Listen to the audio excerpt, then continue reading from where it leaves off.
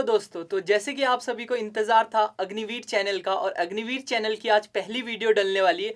और I hope आप इस वीडियो को बहुत लाइक, शेयर और सब्सक्राइब करिएगा। और मेरा नाम पंकज है। पहले तो मैं अपने बारे में बता दूं, मेरा नाम पंकज सिंह बिष्ट है, मैं उत्तराखंड से हूं। और जैसे कि आप सभी ये जानने के लिए बहुत ही उत्सुक होंगे कि क्या सर खुद एक अग्निवीर है। नहीं, मैं एक अग्निवीर नहीं हूँ, क्योंकि मेरे टाइम पे अग्निवीर नहीं था। बट मैंने बहुत सारे एग्जाम्स क्वालिफाई करे हैं, जैसे CDS हो गया, FCAT हो गया, SSC CGL हो गया। तो ये सारे के सारे एग्जाम्स मैंने क्वालिफाई करे। अब आपके दिमाग में आ रहा होगा, यार सर जब आपने क्वालिफाई करे तो आपने ज्वाइन क्यों नहीं करा? क्या करें, मंजिल कहीं और है। तो फिर हमने रास्ते तो गलत पकड़े, रास्ते सही पकड़े लेकिन मंजिल हमारी कहीं और थी, तो हम एंड वक्त पे मुकर गए। कुछ ऐसी ही कहानी है, बताएंगे कभी, क्योंकि ये जो साथ है हम दोनों का बहुत लंबा रहने वाला है। प्लीज़ आप लोग अपने दोस्तों के साथ इस वीडियो को शेयर, सब्सक्राइब और इसी तरह से हमारा मोटिवेशन बने रहे। और आप जो है डेली जो है फ्री एजुकेशन के लिए यहाँ पे आप आ सकते हैं। मुझे पता है आप इंडिया के डिफरेंट पार्ट से आप बिलोंग करते हैं, और हो सकता है शायद बहुत सारे कारणों की वजह से आप कोचिंग इंस्टीट्यूट में ज्वाइन नहीं कर सकते। कोई दूर रहता है, कोई इधर रहता है। बट अब मैं आ चुका हूँ यूट्यूब में, और मैं चाहता हूँ कि आप मेरे साथ मिलके ये YouTube चैनल अपने साथ अपने दोस्तों के साथ शेयर करिए।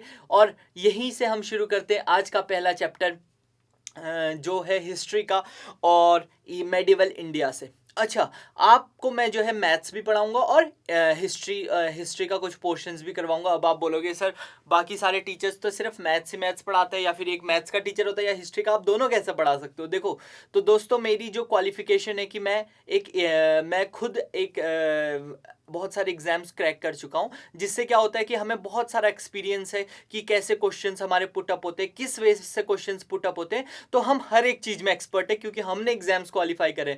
तो चलिए, तो पहला क्वेश्चन इसी के साथ पहला टॉपिक्स इसी के साथ शुरू करते हैं। और जो टॉपिक का नाम है वो है मेडिवल इंडिया। ठीक है, तो मेडिवल इंडिया क्या होता है? देखो, जब हम इतिहास को पढ़ते हैं तो इतिहास को हम तीन टुकड़ों में बांटते हैं। एक एंशिएंट, एक मेडिवल, और एक होता है मॉडर्न इंडिया। मॉडर्न मतलब जो आपका अभी हाल ही में घटा हुआ है, जब ब्रिटिशर्स आए उसके बाद की कहानी हम पढ़ेंगे। मेडिवल इंडिया में जो है हम पढ़ेंगे कैसे मुस्लिम्स रूलर्स का आधिपत्य हुआ हमारे दिल्ली सल्तनत और ये मुगल एम्पायर, इन सब के बारे में पढ़ेंगे। और उसके बाद हम एंशिएंट में जब हम पढ़ेंगे तो हम उसमें पढ़ेंगे ऋग्वेदा, हड़प्पा सभ्यता, और ये सारी की सारी चीज़ें कि कैसे भारत की उत्पत्ति हुई थी और कैसे इस देश का नाम इंडस पड़ा था। बहुत ही प्यारी बात है। इंडस, मैंने नाम ही बता दिया, इंडस से हिंदू पड़ा था, सिंधु करके हिंदू पड़ गया था, और यहीं से हिंदुस्तान की जो है वो उत्पत्ति होती है। अब हम जब पढ़ते हैं तो सबसे पहले जो हमारा क्या था कि मतलब जो धीरे धीरे क्या है, आपको पता है कि ये जो मुस्लिम जो आपका रिलीजन है वो एक्चुअल में उत्पन्न कहाँ पे हुआ है? तो ये जो उत्पन्न हुआ है ये सऊदी अरेबिया में हुआ है। अब बहुत सारे ऐसे लोग बोलते हैं कि मतलब जैसे मतलब बहुत सारी ऐसी चीज़ें हैं जो मेरे ख्याल से बहुत ज़्यादा मतलब कंट्रोवर्शियल है, उनको हम छेड़ेंगे नहीं। जैसे पहला फिर भी मैं थोड़ा बहुत कोशिश करूंगा कि आपको उसका लॉजिकल वे में उसका फैक्चुअल नॉलेज दूं। जैसे फॉर एग्जांपल अगर आप देखोगे तो जितने भी मुस्लिम कंट्रीज हैं उनके जो झंडा होता है उसमें हरा रंग जो होता है उसका बहुत ज़्यादा महत्व होता है। फिर ये हरा रंग ही क्यों होता है? क्योंकि दुनिया में तो इतने सारे रंग है, फिर ये हरा रंग इतना क्यों इंपॉर्टेंट है किसी भी मुस्लिम्स के लिए? या किसी भी आप दरगाह पे जाते हो, कहीं पे भी जाते हो, तो हरा रंग जो है वो बहुत ज़्यादा इंपॉर्टेंट है कि नहीं? आप दरगाह के ऊपर देखोगे तो ये जो हरा रंग है ये एक्चुअल में है क्या, ऐसे क्यों हुआ है? अब देखो, जो आपका ये जो मुस्लिम धर्म हुआ था उसकी उत्पत्ति से ही रिलेटेड ये आपका आंसर है। उत्पत्ति क्या हुई थी, कहाँ पे हुई थी? सऊदी अरेबिया में हुई थी। सऊदी अरेबिया में आपको पता है ना तो पेड़ है ना पौधे हैं। अब क्या होगा? अब जैसे मेरे को अगर दूर दूर तक रेगिस्तान है, काली मिट्टी, वो काली भी जो कह रहा हूँ, सैंडी है कि नहीं? रेता ही है। ठीक है, अब देखो दूर से क्या होगा कि अगर मैं वहां से खुद दिमाग में सोचो, अगर पूरा रेता है और दूर से मैं हरा झंडा दिखाऊंगा तो वो अलग ही चमकेगा। सोचेगा कोई कि ये रेगिस्तान में हरियाली कहाँ से आई? तो इसी वजह से, ताकि वो चीज़ें हो सके, इसलिए आपकी यहीं पे शुरू हुई थी कि कहाँ से आपका जो है हरा झंडा जो है वो मुस्लिम धर्म में इतना क्यों यूज़फुल है। अब हमें ये नहीं पढ़ना कहाँ पे हुआ था, क्या हुआ था, कि इतना इंपॉर्टेंट नहीं, बस ये बात याद रखनी थी सऊदी अरेबिया से शुरू हुआ। तो सऊदी अरेबिया से धीरे धीरे धीरे धीरे फैलता फैलता ये कहाँ आया, अफ्रीका और एशिया के कुछ पोर्शंस में आया। जैसे ही ये एशियाई महाद्वीप में आया या एशियाई कॉन्टिनेंट में आया तो यहाँ पे क्या होता है, जैसे ये एशिया कॉन्टिनेंट में आता है तो ये एशिया के जो आउटर पोर्शन है, जैसे तुर्की हो गया, ईरान हो गया, इस वाले एरिया में ये फैलता है। ठीक है, जैसे ही ये आपका ईरान वाले एरिया में फैलता है तो इंडिया के बिल्कुल बगल में ये फैलना शुरू होता है और पनपना शुरू होता है। कौन सा धर्म, आपका इस्लाम धर्म। अब ये जो इस्लाम धर्म है, इसकी जो इसके बारे में जो सबसे इंपॉर्टेंट बात है कि इस्लामियों ने या इस्लाम धर्म के लोगों ने कब भारत पे अटैक करा।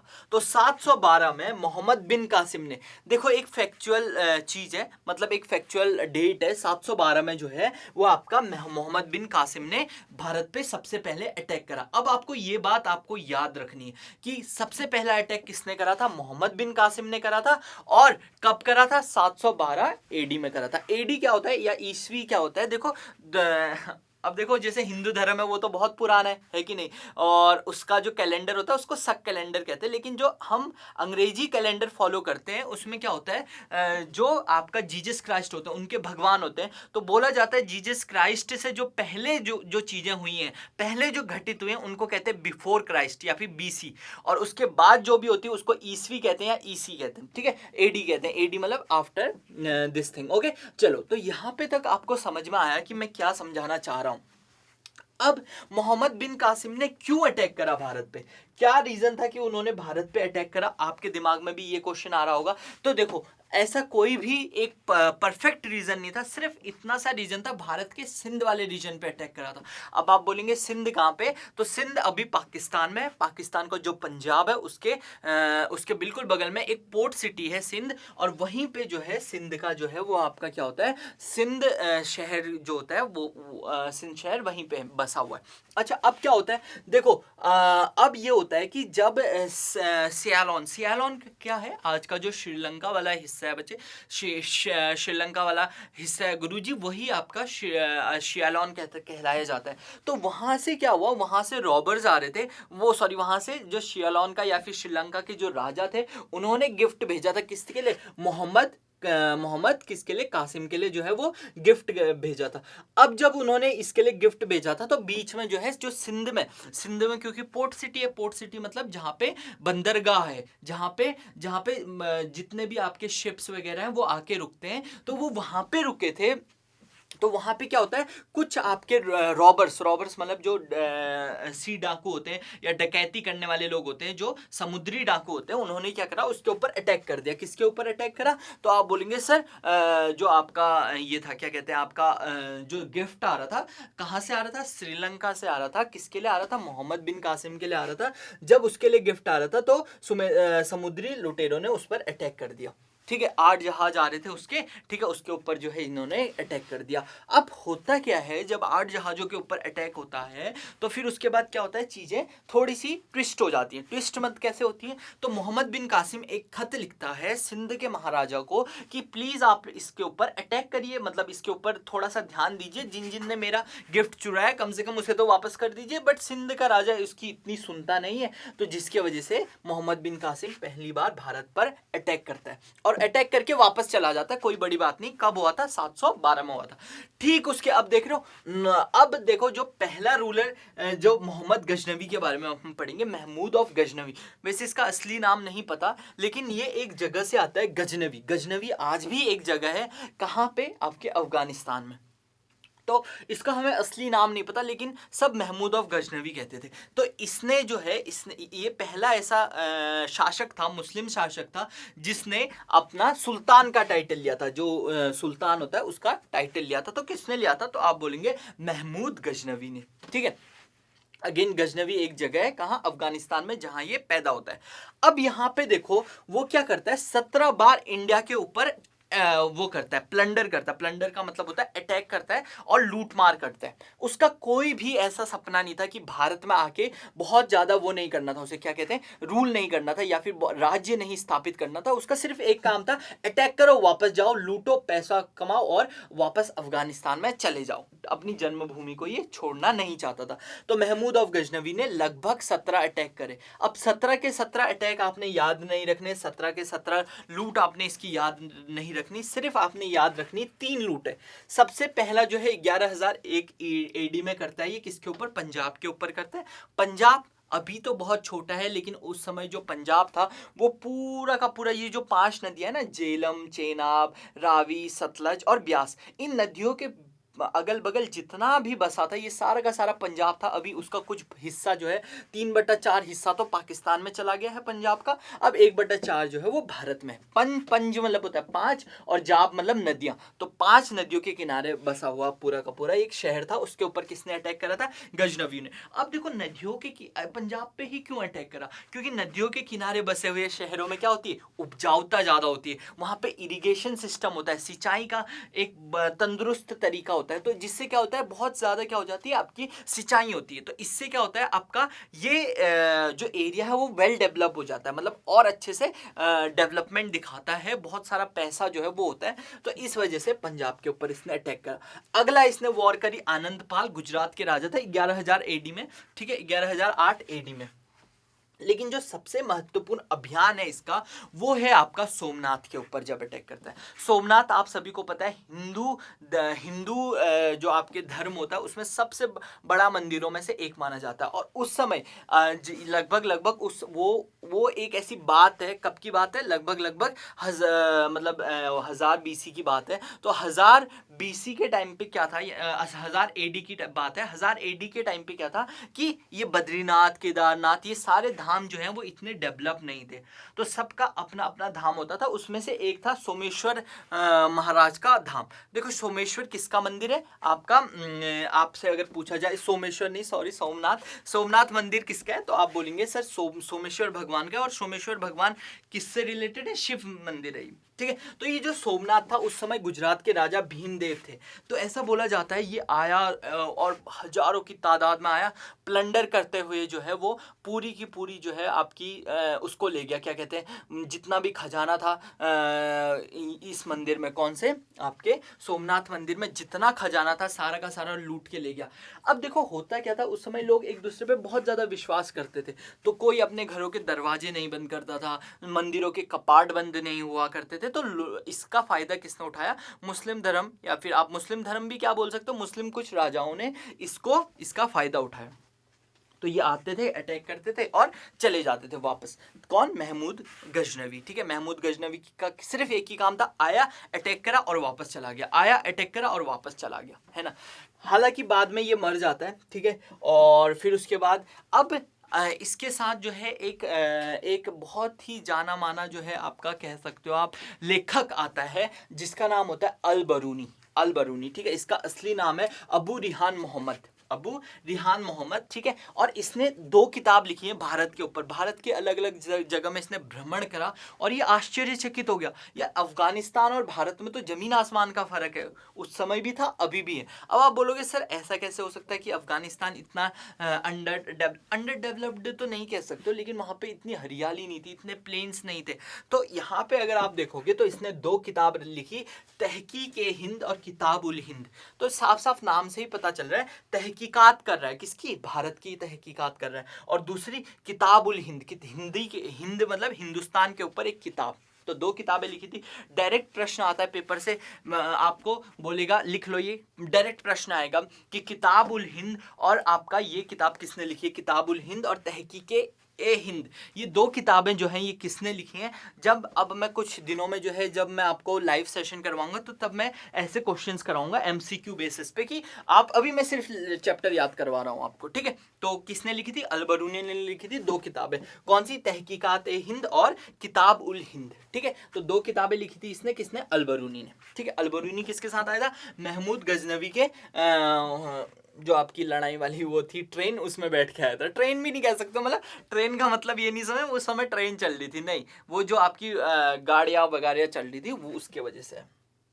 अच्छा, आप में से बहुत सारे लोग ये सोचते होंगे कि यार अग्निवीर जो है ये ऐसा क्यों है कि मतलब अग्निवीर, तो हमें इतिहास बताता है। इतिहास क्या बताता है कि जब अगर आप समय के साथ नहीं बदलेंगे तो आप मारे जाएंगे।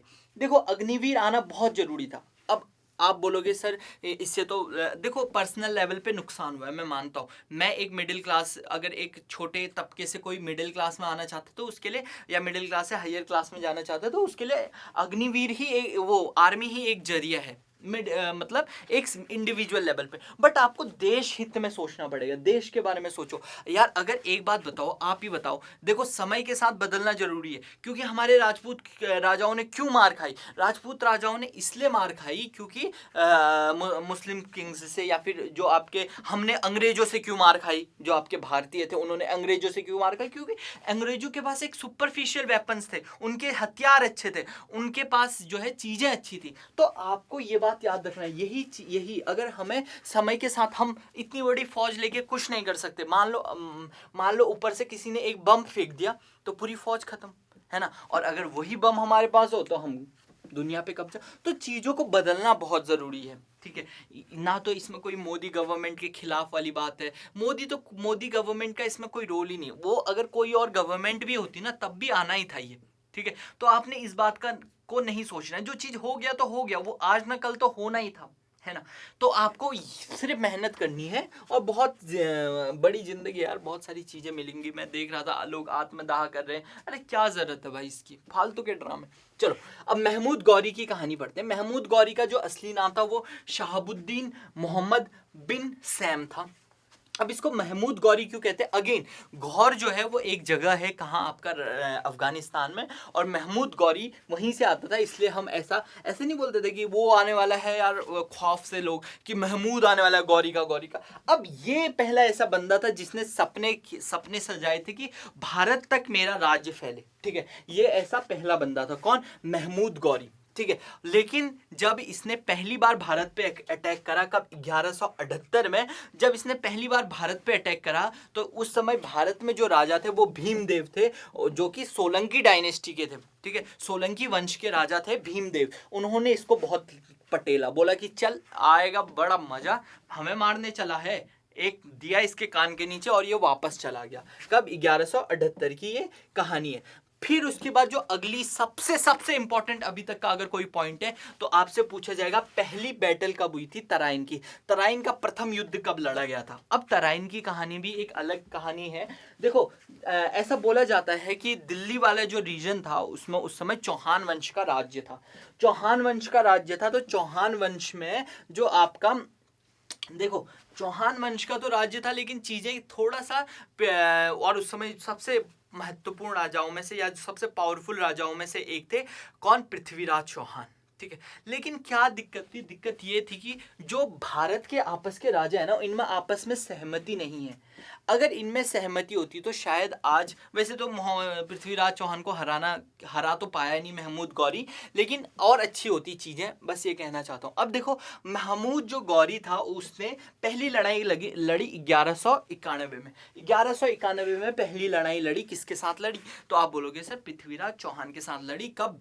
जिसको हम फर्स्ट बैटल ऑफ तराइन भी कहते हैं। कब? 1191 की ये कहानी। अब 1191 में जब इसने किसके साथ लड़ी? आपके महमूद, आपसे मैंने बोला ना महमूद गौरी के साथ लड़ी। जब इसने अपनी पहली लड़ाई, किसने? पृथ्वीराज चौहान जी ने। तो पृथ्वीराज चौहान जी इसको हरा देते, किसको? महमूद गौरी को, और बोलते चल निकल, एक लात वात मार के इसको साइड करते हैं। और यहाँ पे क्या होता है? महमूद गौरी जो है वो यहाँ पे हार जाता है, और जीतता कौन है? तो आप बोलेंगे सर जीतता जो है पृथ्वीराज चौहान जी जीत जाते हैं, ठीक इसके। लेकिन पृथ्वीराज चौहान जी की सबसे बड़ी गलती क्या होती है कि ये माफी में बहुत विश्वास रखते हैं। तो इन्होंने क्या करा? चल कोई बात नहीं, तूने मेरे ऊपर अटैक करा है, कोई बात नहीं, तू चला जा। अब ऐसा इन्होंने सोचा, और इन्होंने सोचा कि तू चला जा, और इसी वजह से इन्होंने इसको छोड़ दिया। किसको? महमूद ऑफ गौरी को छोड़ दिया। अब गौरी जो है दोबारा से अपनी सेना इकट्ठा करके दोबारा से 1192 में दोबारा भारत आता है, और इस बार जो है पृथ्वीराज चौहान जो है वो हार जाते हैं। देखो अब इसकी भी अलग एक कहानी कहानी है कि उसने जो है पृथ्वीराज चौहान जी को उसने एक कैंप में बुलाया था और मतलब इसने चीटिंग से उनको मारा था। जो एक कहानी है, जो कहानी भी है सच्चाई भी है, लेकिन वो आपको याद नहीं रखनी। आपको सिर्फ जो याद रखना है वो रखना है पहला तराइन का युद्ध कब लड़ा गया था और दूसरा तराइन का युद्ध कब लड़ा गया था। तीसरा जो युद्ध होता है वो बैटल ऑफ चंदावर कहलाते हैं, जिसमें जय चंद्र के साथ जो है इसकी फाइट होती है। ठीक है, किसकी? आपकी मोहम्मद गौरी की। और मोहम्मद गौरी आराम से इस युद्ध को जीत जाता है और फाइनली जो है मोहम्मद गौरी जो है वो भारत की तरफ को बढ़ता है। लेकिन जब ये भारत की तरफ को अपने पद रखता है तो ये जो है यहाँ पे, अब देखो वो अफगानिस्तान ही जाना चाहता था, लेकिन उसने अपना एक मंत्री, जिसको हम स्लेव या फिर जिसको हम क्या कहते हैं, स्लेव डायनेस्टी अभी पढ़ेंगे हम, तो उसने अपने एक आप ये कह सकते हो कि उसने अपने एक प्यादे को बैठा दिया दिल्ली के ऊपर, बोला कि जैसा मैं बोलूँगा वैसा तू करेगा और मैं वहाँ से तेरे ऊपर राज करूँगा।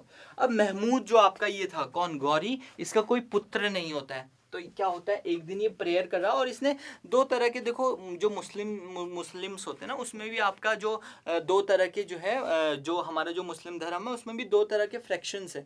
एक है, वैसे तो बहुत सारे के फ्रैक्शंस है, बट मेनली दो तरह के फ्रैक्शन है, शिया और सुन्नी मुस्लिम।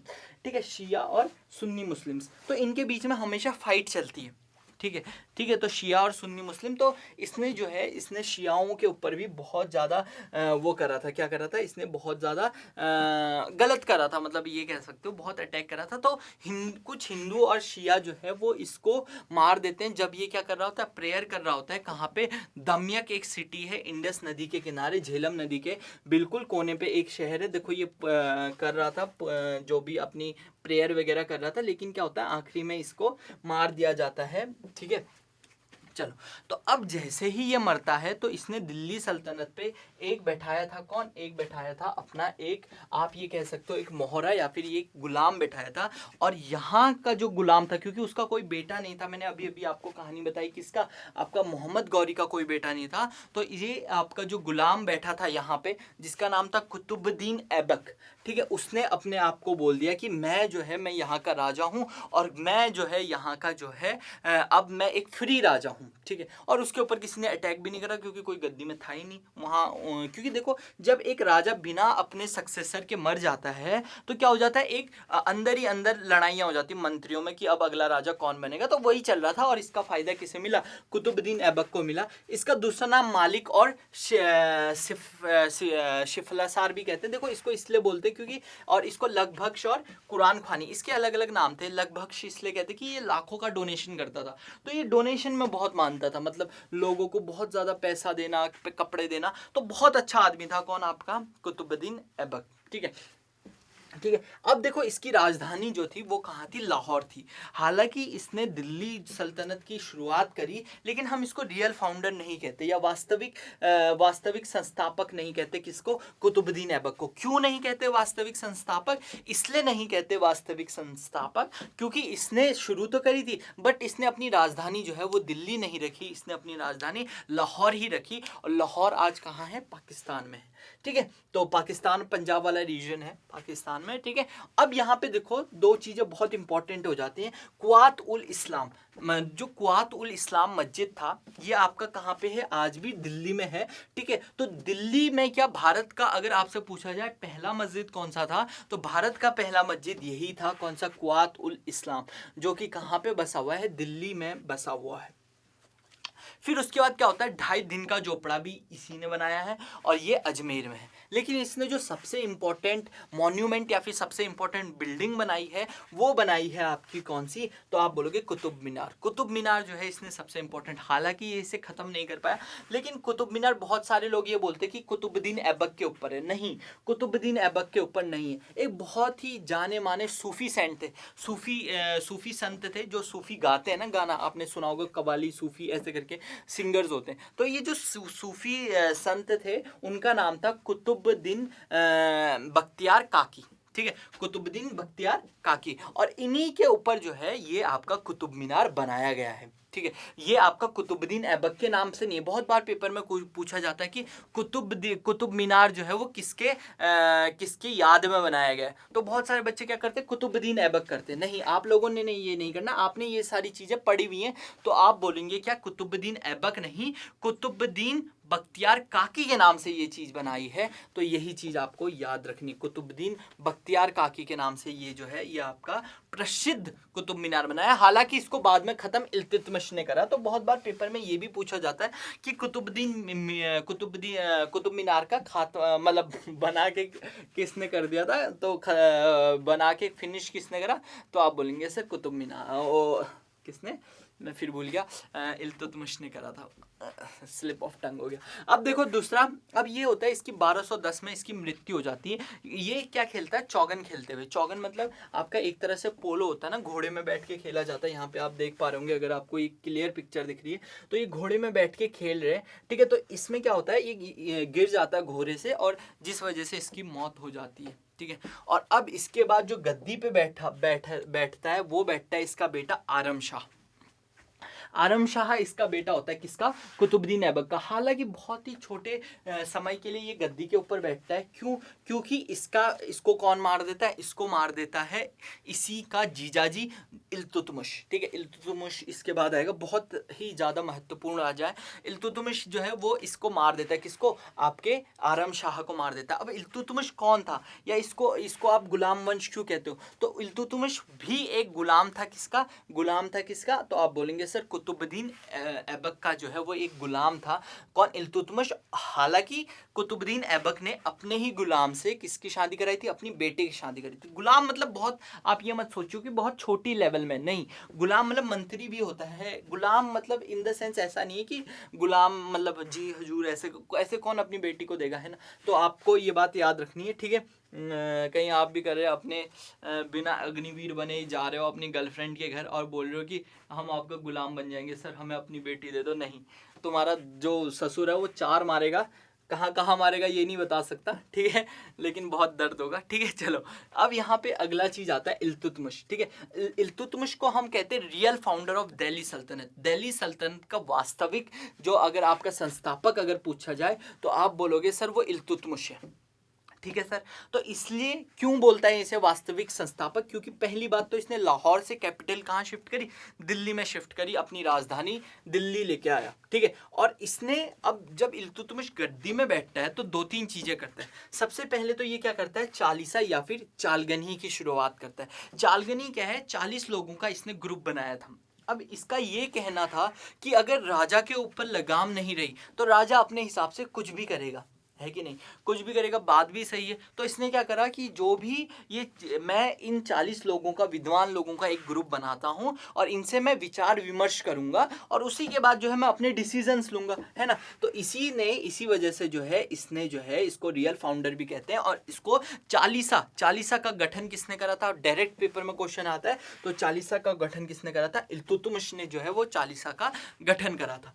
अब जो इल्तुतमिश जो है वो आपका, उसने इक्ता सिस्टम या फिर इक्ता प्रणाली की भी जो शुरुआत किसने करी थी, इल्तुतमिश में। ये इक्ता क्या है, इक्ता जमीन को नापने के लिए एक वो है, क्या कहते हैं आप, एक तरीका है या फिर एक यूनिट है जिससे आप जमीन नाप सकते हो, जैसे सेंटीमीटर, किलोमीटर, मिलीमीटर। और वैसे ही आपका उस समय इक्ता चलता था, ठीक है।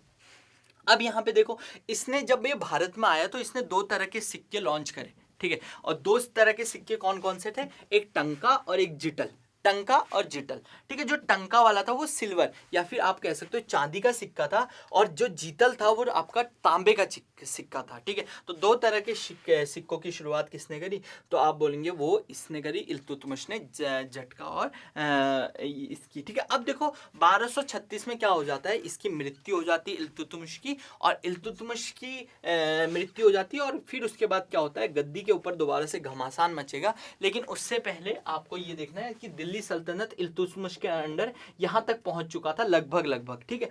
तो आई होप आपको ये आज की क्लास पसंद आई होगी। तो आज की क्लास इसी नोट पे आप सभी को मैं बहुत, मुझे भी काफ़ी मज़ा आया। हालांकि हम काफ़ी दूर हैं, लेकिन आपके साथ क्लास करके काफ़ी मज़ा आया। अगर आपको भी पसंद आई मेरी क्लास तो अपने दोस्तों के साथ इसको प्लीज़ आप लोग अपने दोस्तों के साथ शेयर करिए, बांटिए। और ऐसे ही हम बहुत सारी अच्छी अच्छी वीडियोस लाएंगे, काम की वीडियोस लाएंगे, फालतू बातें नहीं करेंगे क्लास में। तो tata bye bye, take care.